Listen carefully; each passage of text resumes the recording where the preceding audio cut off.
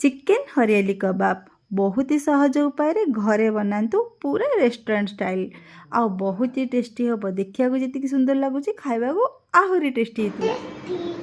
तो चलते first marination लगी गोटे आम मसला रेडी करवा ता लगी मुझे धनिया पुदीना पत्र कंचा लंका अदा आ रसुण ग्राइंड कर रखी।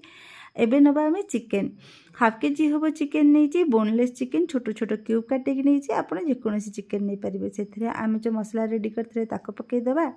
गोटे चामच हम मुझे लुण पकई लंका गुंड हलदी गुंड पकई टिके जीरा गुंड पकई टिके पकई धनिया गुंड आके गरम मसला आपर आम ए पकईबा टिके तंदूरी मसला टिके गोलमरीच गुंड आपर दही पकई दही 2 चामच हो पकई भल से गोल मिसई देवी।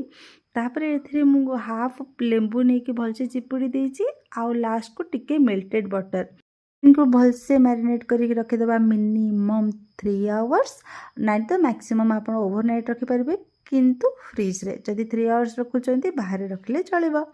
जिते भलसे मैरिनेशन हम चिकेन टेस्ट सेते ही भल रहिबो। तो एबे मु आकु बनैबी एयर फ्रायर से लगी ट्रे रे मु बटर टिके ग्रीस कर दीजिए बटर पेपर तले रखिकी चिकेन को भलसे सजाड़ी ऊपर आउ टिके बटर स्प्रिंकल करिकी मु रखिदेवी 180 degree temperature half an hour लगे आम चिकेन हरियाली कबाब रेडी हो। जदि आपण पाखे एयर फ्रायर नहीं तो आपण ताकू तावा फ्राई भी करें ना तो माइक्रोवेव रे भी बन पारे। यहाँ बहुत ही टेस्टी और हेल्थ लगी भी बहुत भल जेहेतु आम ऑयल बहुत ही कम यूज कर बहुत ही टेस्टी।